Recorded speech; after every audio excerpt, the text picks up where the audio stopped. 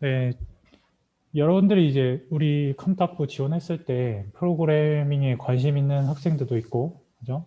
근데 그냥 막연히 이제 컴퓨터가 좋아서 혹은 이제 컴퓨터에 관심이 있어서 지원한 학생들도 있을 거예요. 근데, 음, 여러분들이 우리 컴탁부를 졸업했을 때 어떤 거를 할 수 있을까?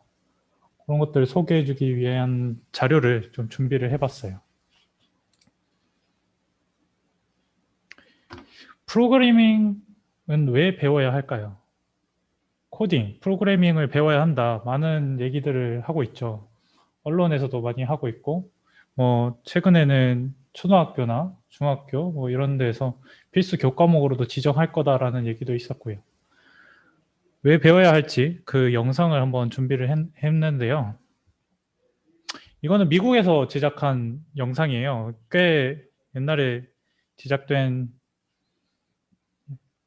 영상인데, 이분 누군지 아시죠? 빌 게이츠. 윈도우즈 윈도우즈를 만든 마이크로소프트 창업자고, 그다음에 지금 보면은 다양한 유명한 분들이 많이 나오죠. 보면은 페이스북이나 인스타그램 창업자도 나오고, 드랍박스 창업자도 나오고, 그리고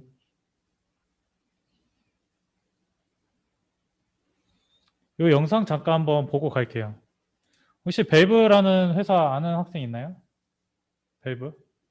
아마 게임 좋아하는 학생들은 많이 알 거예요. 밸브는 이제 스팀이라는 게임 플랫폼을 운영하는 회사죠. 그죠?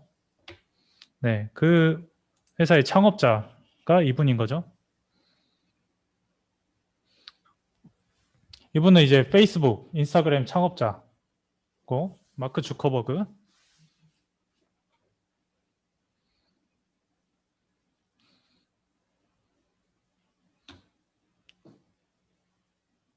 네, 영상 같이 잠깐 보고 갈게요. 영상 잘 보이죠? 학생들? 아이고.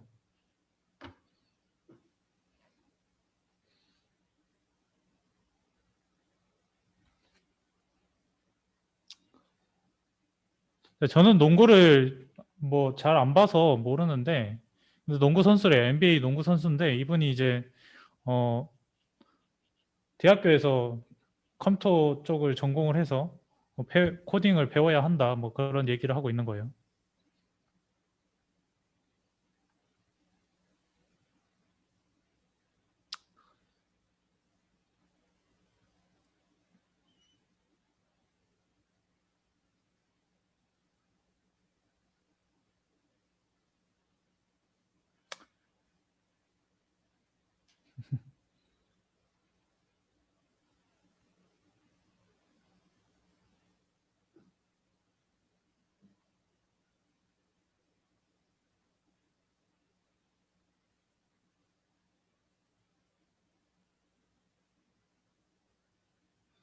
자, 이게 중요한 얘기인데, 요즘 현실 세계에서 컴퓨터가 안 사용되는 분야는 없죠. 웬만한 분야에서는 모든 분야에서 컴퓨터가 다 사용되고 있어요. 그렇기 때문에 여러분들이 나중에 직접적으로 코딩이나 프로그래밍을 하지 않더라도 그런 기술을 알고 있으면 분명히 많은 도움이 될 거다. 그런 얘기를 하고 있는 거고요. 코딩은 꼭 전문가뿐만이 아니라 비전문가들도 배우는 게 좋다. 그 코딩을 꼭 배워야 하는 이유는 결과적으로는 이제 논리적인 사고를, 내가 생각하고 있는 논리적 사고를 얼마나 잘 표현할 수 있는가를, 그런 트레이닝을 할 수 있는 과정이기 때문에, 네, 그렇기 때문에 코딩은 꼭 배워야 한다. 뭐 그런 얘기들을 하고 있는 거예요. 자, 좀 더 현실적인 얘기로 돌아와서, 이게 음, 전 세계의 그 기업 총 시가총액 순위거든요. 이게 2001년에 시가총액 순위고, 혹시 이 기업 로고가 어떤 기업인지 알고 있나요? 요거 제일 첫 번째 있는 거, 2001년에 첫 번째 거. 두 번째 거는 다 알고 있죠, 이 학생들. 두 번째 거는 마이크로소프트, 그죠? 윈도우즈, 여러분들 많이 쓰고 있는 윈도우즈, 마이크로소프트 회사고, 이 첫 번째 거는, 여러분들 에디슨 아시나요? 에디슨? 많이 들어봤죠?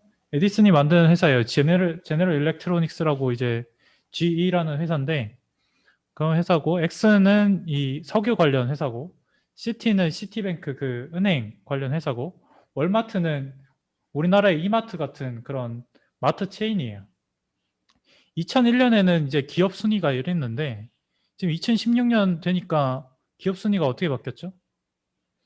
이거 어디 회사죠? 이 마크? 첫 번째 거? 애플이죠. 두 번째는 알파벳. 알파벳 어떤 회사인지 혹시 아는 학생 있나요? 알파벳? 알파벳이라고 들으면은 아마 좀 생소한 학생들도 많을 거예요. 근데 구글이라고 하면은 모르는 학생들 없죠. 구글의 모 회사가 알파벳이에요. 알겠죠? 그 다음에 세 번째 마이크로소프트 다 아는 회사고 아마존. 아마존은 아마존은 뭐 쇼핑몰이라고 볼 수도 있는데 사실 그거보다는 훨씬 더 거대한 기업입니다. 쇼핑몰뿐만이 아니라 웹 서비스도 하고 있고 클라우딩 서비스나 뭐 여러 가지 하고 있습니다. 그리고 페이스북. 페이스북이 페이스북이랑 인스타그램 하고 있죠. 그리고 페이스북이 그런 이제 SNS 서비스뿐만이 아니라 또 다양한 IT 관련 사업들도 같이 진행을 하고 있어요. 지금 보면 알겠지만 2001년에는 다양한 기업들이 있었어요. 뭐 석유 회사도 있었고 은행 회사도 있었고 그다음에 뭐 마트 체인 같은 것도 있었는데 2016년 되니까 상위 5개 업체가 다 IT 관련 회사로 점령이 됐죠. 2020년은 어떻게 됐을까요? 자, 이게 2020년 글로벌 기업 시가총액 순위거든요. 제1위로 되어 있는 이제 사우디 아람코 이 회사는 사실 회사라 보기에는 조금 애매해요. 이건 사우디아라비아에서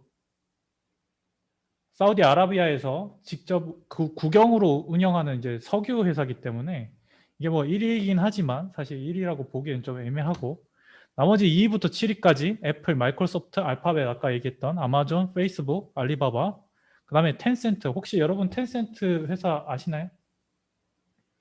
텐센트가 이제 중국의 IT 회사인데 여러분들 좋아하는 그 롤의 이제 모회사죠. 여기가 이제 텐센트 이런 기업들 보면은 다 IT 기업들이에요. 상위 10개 기업 중에 지금 8개 기업, 7개 기업이 IT 관련 기업입니다. 그만큼 IT 쪽이 계속적으로 발전을 하고 있는데 그거는 사실 우리나라도 비슷한 상황이에요. 우리나라 2000년대 시가총액 순위를 보면 뭐 삼성전자, SK텔레콤, 뭐 한전, 현대전자 뭐 이런 것도 있었는데 2020년대 들어오니까 여기 제가 빨간색으로 표시한 것처럼 네이버, 카카오, NC소프트, 삼성 SDS 이 네 군데가 다 이제 소프트웨어 관련 기업들이거든요. 우리나라는 사실 그 미국처럼 뭐 점령당하진 않았는데 사실 이거는 우리나라의 약간 기업 특성이랑 연관이 되어 있어요. 우리나라는 재벌 기업 위주로 돌아가는 사회잖아요. 그렇기 때문에 이 정도지 만약에 그런 구조가 아니었다면 이거보다 더 훨씬 점령을 당했을 겁니다. IT 관련 기업들로.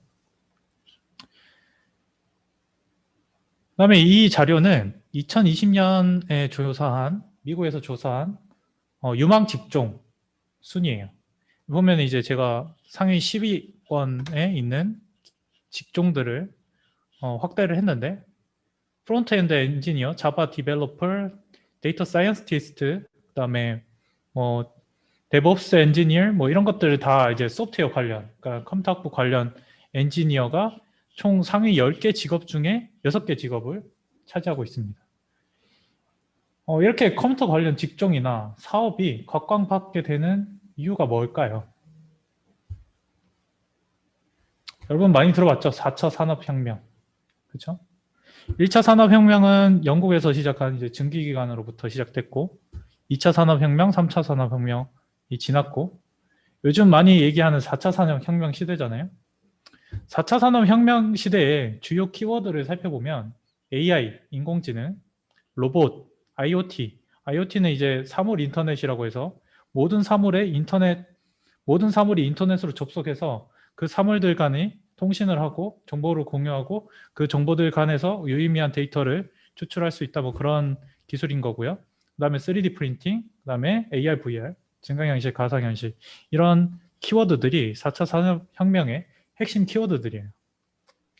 여기에 들어가는 대부분의 기술들이 컴퓨터 학부랑 관련 있는 그런 기술들인 거죠.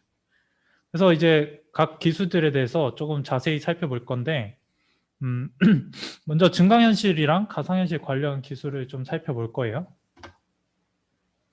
자, 가상현실 뭐 얘기는 많이 들어봤을 거예요. VR, AR, 뭐 MR, XR 뭐 이런 얘기들이 있는데 용어를 조금 간단하게 정리를 해주면 우리가 사는 세계는 이 리얼 월드, 그러니까 현실 세계죠. 그리고 100% 가상인 현실이 가상인 공간이 버추얼 리얼리티라고 해서 VR인 환경이에요. 알겠죠? 그러니까 여러분들이 지금 하고 있는 그 배틀그라운드나 아니면 리그 오브 레전드 같은 그런 게임들도 가상현실의 일종으로 볼 수 있어요. 그거는 100% 가상현실이에요. 근데 여러분들 혹시 게임 해봤는지 모르겠는데 그 포켓몬고라는 게임 해봤나요 혹시? 포켓몬고라는 이제 휴대폰 게임이 있는데 스마트폰 게임이 있는데 그거는 증강현실이라고 볼 수 있어요. 그러니까 실제 배경 화면은 실제 환경을 배경 화면으로 사용하고 실제 환경에 위에 이제 포켓몬들을 위에 띄워놨죠. 그래서 그거는 이제 AR이라고 부르는 거고 그것보다 이제 좀 더 가상이 많이 섞이면 AV라고 부르는 거고 뭐 이런 용어들이 있습니다. 근데 이런 자세한 것들은 뭐 지금 여러분들한테 말씀드리는 거는 너무 어려울 것 같고 예들을 한번 살펴보죠. 여러분들 혹시 야구 좋아하는 학생들 있나요? 저는 뭐 야구는 잘 안 보긴 하는데 야구팀 중에 SK 와이번스라는 팀이 있죠. SK 와이번스에서 와이번스가 어떤 건지 알고 있나요? 와이번스? 와이번스 아마 와이번이라고 하면 게임이나 판타지 소설 뭐 이런 거 좋아하는 학생들은 알 텐데 그 익룡 같은 거죠. SK 와이번스가 이제 개막식 때 이런 AR 기술을 이용해서 개막식을 치렀어요. 여기 보면 이렇게 생긴 게 이제 와이번이에요. 약간 서양용 같은 개념이죠. 이게 AR 기술인 거예요. 지금 보면은 이 뒤에 있는 그 구장은 실제 환경인 거잖아요. 그죠? 근데 이 여기에 날아다니는 이 와이번은 컴퓨터로 만들어진 그래픽이죠. 지금 보면 이 와이번이 전광판도 이렇게 막 긁고, 그죠? 막 전광판도 이렇게 깨고 뭐 이러죠. 이게 AR 기술인 겁니다. 그래서 이런 기술을 선보인 적이 있고요. 뭐 이렇게 해가지고 네, 뭐 이런 것들을 선보인 적이 있습니다. AR은 또 마케팅 분야에도 많이 사용이 되는데 그것들 한번 잠깐 살펴보면 이거는 제가 알기로는 아우디에서 만든 그 AR 그 마케팅 요소인데 보시면은 이렇게 어떤 트랙을 만들고 이 아우디 자동차가 그 트랙을 따라서 이렇게 돌아다닐 수 있게 해주는 거고 그리고 이제 차를 확대해서 보기도 하고 아니면 이렇게 테이블 위에 올려서 보기도 하고 그렇게 할 수 있는 거를 제공하고 있는 거죠.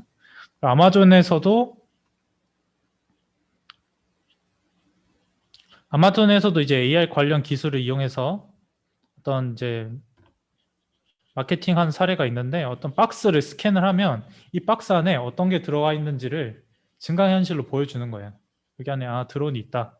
그런 것들을 보여주는 거죠. 그리고 이거는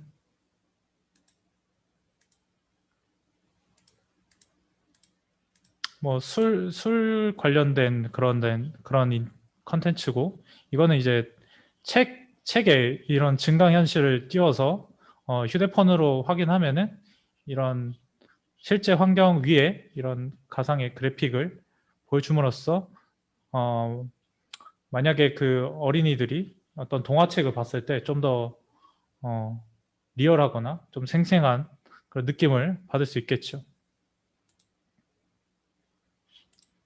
그리고 뭐 할리우드에서도 VR 관련 영화가 개봉된 적이 있는데 스티븐 스필버그라고 유명한 영화 감독 있죠? 그분이 만든 영화가 있어요.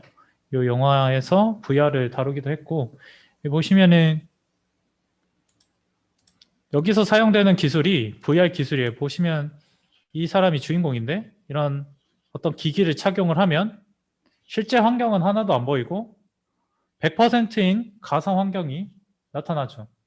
이런 것들을 네, 맞아요. 레디 플레이어 원. 아마 본 학생들도 있을 텐데 이게 이제 100% 가상 환경이에요. 이게 VR 기술인 거죠. 여기 보면은 어디 부분에서 할까요?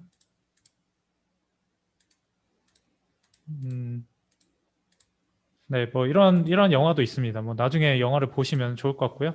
여러분들 혹시 4D 영화관 가본 적 있는 학생이 있는지 모르겠는데 이 4D 영화관에서 막 이 화면이 흔들리는 거에 따라서 의자가 흔들리고 물이 분사되고 이런 것들 아마 경험을 해본 적이 있을지 모르겠는데 이것도 하나의 가상현실 컨텐츠 중에 하나입니다.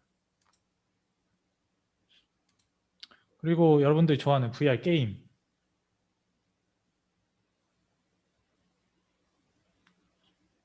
자, 여기 이제 지금 여기 이 사람이 착용한 이 장비를 HMD라고 부르는 거거든요.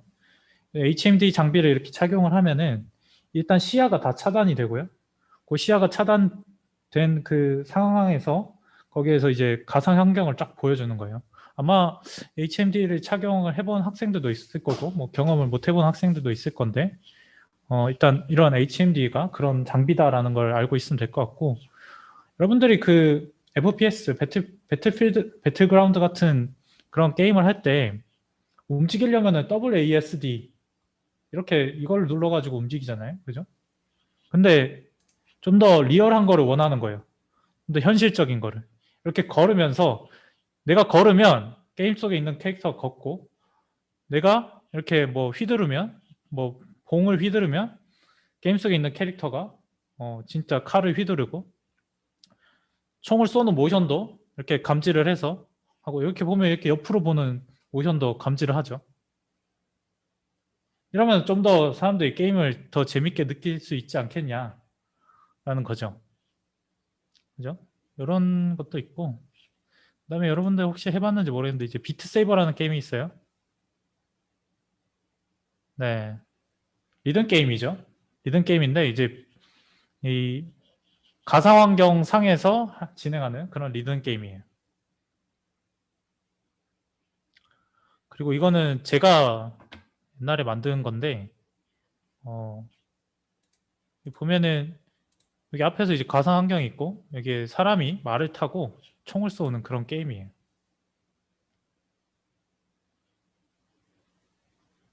보시면은 이렇게 말의 움직이는 모션을 재현을 해줬어요. 그래서 사람이 마치 진짜 말을 타는 것처럼 그런 느낌을 제공받을 수 있게 어떤 그런 그 하드웨어 장비를 만든 거죠. 그 게임기를 만들었다고 생각하시면 될 것 같아요.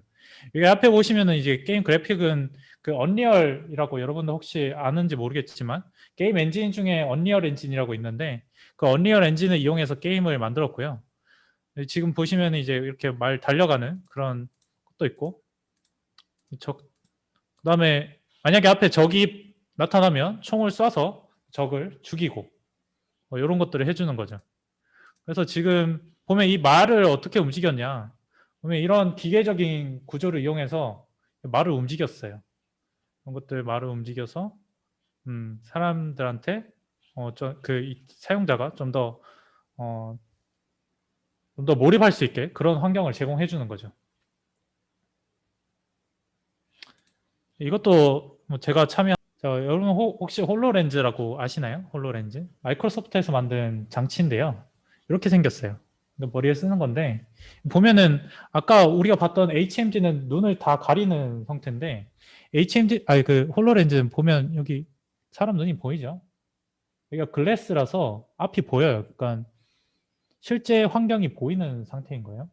그 상황에서 이런 그래픽적인 것들을 같이 띄워줄 수 있는 거예요. 그래서 홀로렌즈를 홍보하는 영상을 제가 준비를 해봤는데 홀로렌즈를 쓰고 본 세상이라고 보시면 돼요. 홀로렌즈를 쓰면 이런 식으로 현실 환경을 바탕으로 그 위에다가 이런 그래픽적인 것들을 띄워서 뭐 이런 축구 영상도 볼 수 있고 아니면 날씨도 확인한다든지 아니면 이렇게 뭐 어떤 디자인을 할 때도 3차원으로 직관적으로 내가 디자인한 것들을 확인할 수 있다. 이런 것들이죠.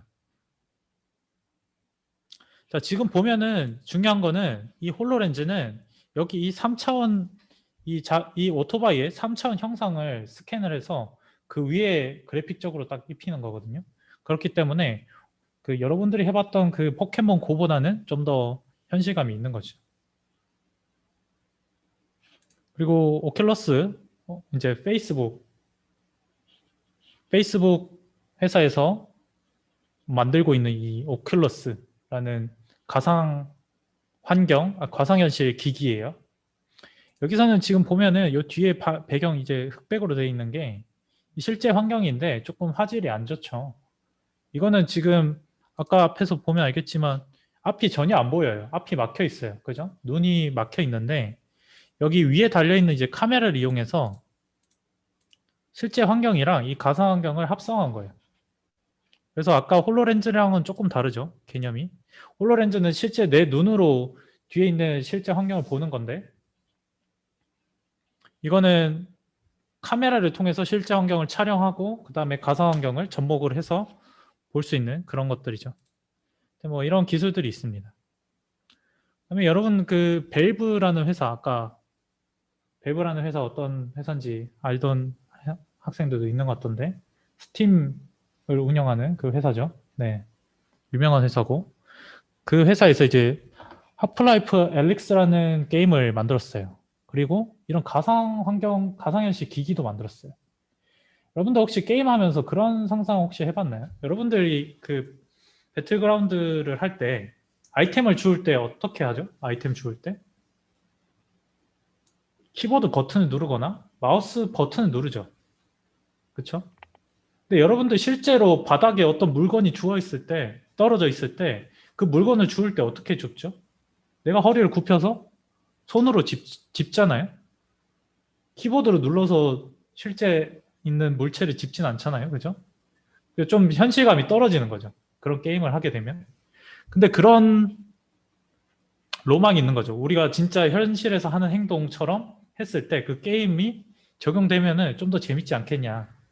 예를 들면은 어떤 테이블에 약이 있을 때 그 약을 버튼을 눌러서 그 뭐 B나 A 버튼을 눌러서 그 아이템을 집는 게 아니라 내가 그 약통을 잡는 것처럼 어떤 손 모션을 이렇게 손으로 잡는 것처럼 해서 약통을 집으면 좀 더 내가 몰입할 수 있겠다. 그런 로망을 현실화시켜준 첫 번째 버전의 가상현실이라고 보시면 될 것 같아요. 지금 보면은 이런 가상현실, 가상환경, 그 디스플레이를 끼고 보면 손에 어떤 장비도 있죠. 이런 손 움직이는 것까지 이 장비를 통해서 내 손의 움직임을 파악할 수 있고요. 이 가상환경인데 지금 보면 이렇게 손 움직이는 거에 따라서 손이 잘 움직이죠. 근데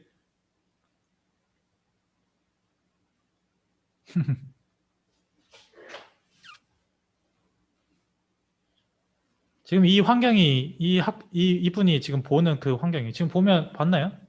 지금 여기 있는 라디오의 안테나를 자기가 손으로 잡아서 이렇게 끌어올렸어요. 어떤 물체도 이렇게 잡아서 들어 올렸고, 그죠? 여기 있는 물체들은 아무 의미 없는 물체예요.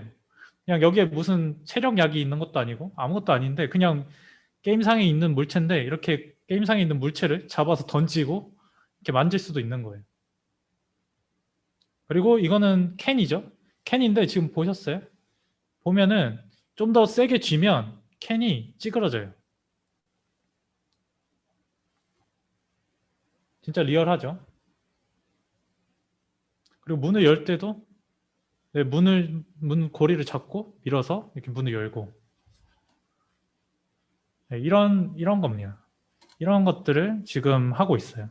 그러니까 점점 현실을 반영한 그런 게임들이 나오고 있는 거죠. 지금 보면 엘리베이터도 어떤 버튼을 그냥 키보드 버튼을 단순히 누르는 게 아니라 내가 엘리베이터 버튼을 직접 눌러야 돼요. 진짜 리얼하죠. 네. 자, 가상환경 기술은 이 정도까지 지금 발전이 돼 있고 아마 앞으로도 계속 발전할 거고요. 이게 좀 더 보급화되고 좀 더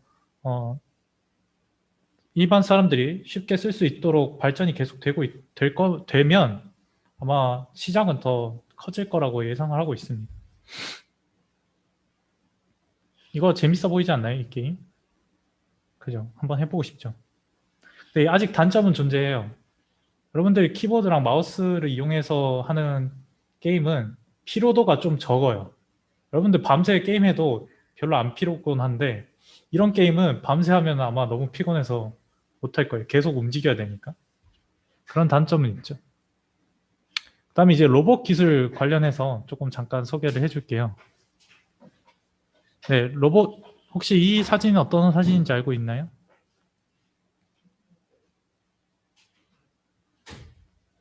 2011년이라서 여러분들이 너무 어렸을 때라서 모를 수 있는데 후쿠시마 원전 폭발 사고 들어봤죠? 그때 엄청 큰 사고가 났었는데 여기에 여기에서 지금 큰 사고가 났었는데 문제는 여기에 사고를 좀 막을 수 있었는데 막지 좀 더 그 사고를 지금 이 정도 급의 사고보다 조금 더 막을 수는 있었어요. 그러니까 너무 원자로가 너무 과열돼서 그걸 식혀줘야 되는데 그걸 식히려면은 밸브를 열어서 물을 공급을 해줘야 돼요. 근데 거기로 진입하려면은 사람이 진입할 수는 없잖아요. 방사능이 계속 나오고 있으니까 사람이 진입을 할 수 없는데 로봇이 투입이 돼야겠다라고 생각을 해서 로봇을 투입을 하려고 했어요. 근데 일본은 전통적인 로봇 강국이거든요. 로봇에서 거의 세계 1, 2위를 다투던 그런 강국이었어요. 근데도 저런 재난 상황에 실제로 그 재난 현장에 투입할 로봇이 없었던 거죠. 그래서 옛날에 이게 2006년에 만든 로봇이에요. 일본에서. 근데 지금 움직이는 거 보면은 엄청 자연스럽게 잘 움직이죠. 잘 걸어 다니고. 지금부터 15년 전에 만든 로봇이 이 정도 수준이었는데 이 사고에 투입할 만한 로봇이 없었던 거죠. 그래서 전 세계의 로봇 학자들이 충격을 먹었어요. 우리의 로봇 기술이 아직도 부족하다라고 생각을 해서 다르파라는 그 방위고등 연구계획국 이름 어렵죠? 이런 단체가 있는데 이 단체라고 하기에는 좀 그렇고 이제 미국의 연구소죠. 미국 연구소에서 어떤 재난 구조 로봇 대회를 주최를 했어요. 보면은 MIT도 참가를 했고 우리나라 이제 카이스트도 참가를 했고요. UCLA도 참가했고 뭐 도쿄대 뭐 세계의 유수한 대학 아니면 기관들이 참가를 해서 재난 구조 로봇 대회를 열었습니다. 먼저 실패한 사례부터 볼게요. 그러니까 여기서 어떤 코스를 지정을 해줬거든요. 운전을 해서 어디까지 도착을 한 다음에 문을 열고 들어가고 뭐 이런 그런 미션들이 여러 개가 있는 거예요. 지금 보면 이제 문을 열다가 넘어지죠. 걷다가 넘어지고 자기 혼자 넘어져요. 막 흙길을 걷다가 넘어지고 저런 자동차를 운전해서 왔는데 내리다가 넘어져요.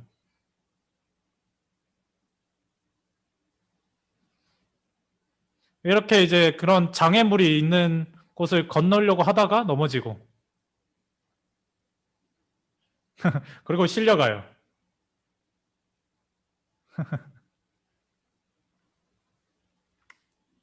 근데 재밌는 거는 여기에 참가한 학교들이나 연구소들이 세계에 있는 유수한 그 학교나 그런 연구소들이 참가를 했는데도 이 정도, 이 정도 여러분들이 뭔가 좀 보기에 웃기죠?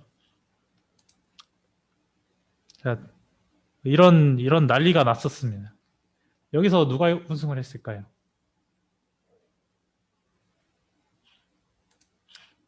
1위. 우리나라의 카이스트 팀이 1위를 했습니다.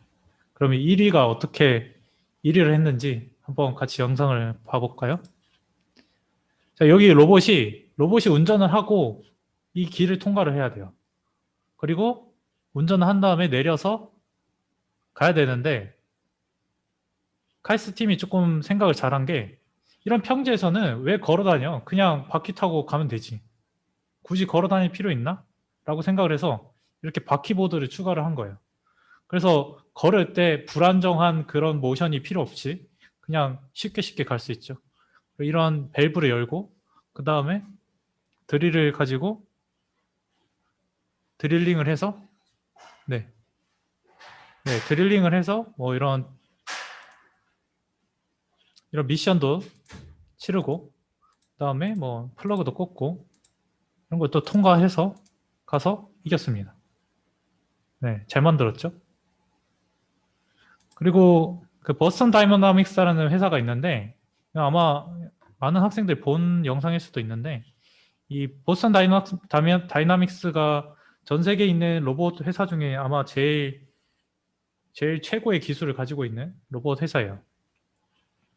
이런 로봇 영상이 있었는데 지금 시간이 초과됐다고 해서 좀 빨리 진행하도록 할게요.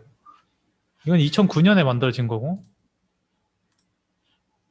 2009년에서 2016년에 조금 발전된 로봇 형태가 나왔죠. 뭐 컵도 집어주고 그죠? 그 다음에 2020년에는 상용화된 최초의 로봇이에요. 이 스팟이라는 로봇이 스팟이 우리나라 말로 하면 점박이 이런 뜻이거든요. 점박이 강아지 이름인데 귀엽죠? 점박이. 네, 이 정도까지 기술이 발전했고 이족 보행 로봇을 살펴보면 2013년에 뭐 이런 이 정도의 기술이 있었어요.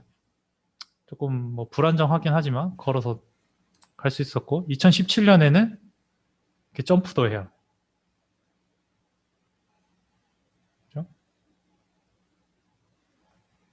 그리고 네, 뭐 이렇게 돌기도 하고 점프도 하고 그리고 이렇게 백덤블링도 할 수 있는 이 정도의 기술까지 왔습니다. 그래서 뭐 좀 더 최근 걸 보면 이렇게 폴짝 뛰기도 하고 앞구리기도 해요. 엄청 유연하죠. 파크로도 하고. 근데 이 회사를 현대차에서 인수를 했어요. 원래 이 회사가 구글 밑에, 그러니까 알파벳이라는 그 회사 밑에 있던 회사인데 이 회사를 현대차에서 인수를 했어요.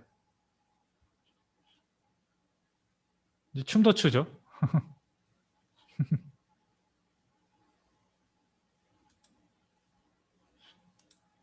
현대차에서 이걸 왜 인수를 했을까요? 생각을 해보면 최근에 이제 현대차에서 발표한 영상인데 현대차에서 여러분들이 아는 현대차는 그냥 자동차 회사잖아요. 그죠? 근데 현대차에서는 미래에 이런 것들을 만들 거다라고 이제 발표를 한 거예요. 보면은 자동차 형태였다가 다리가 생겨요. 그래서 이렇게 걷기도 해요. 바퀴만 있으면 평지만 다닐 수 있지만 다리가 생기면 어떤 계단이나 턱 같은 것도 움직일 수 있죠. 그래서 이런 것들을 하려고 그 회사를 인수를 한 거죠. 네, 그래서 뭐 이런 것들이 있었는데 제가 로봇을 왜 보여줬냐면 지금 보면은 다 기계적인 것 같고 그래 보이지만 실질적으로 이 로봇을 잘 제어를 하기 위해서는 소프트웨어적인 기술이 반드시 필요하거든요. 여러분들이 걸어 다닐 때도 내가 몸만 있다고 해서 걸어 다닐 수 있는 거 아니잖아요. 그죠? 만약에 여러분들 뇌가 없다라고 생각을 하면 걸어 다닐 수 없겠죠. 그죠? 근데 컴퓨터 학부에서 배우는 기술은 그 뇌에 해당하는 그 기술입니다.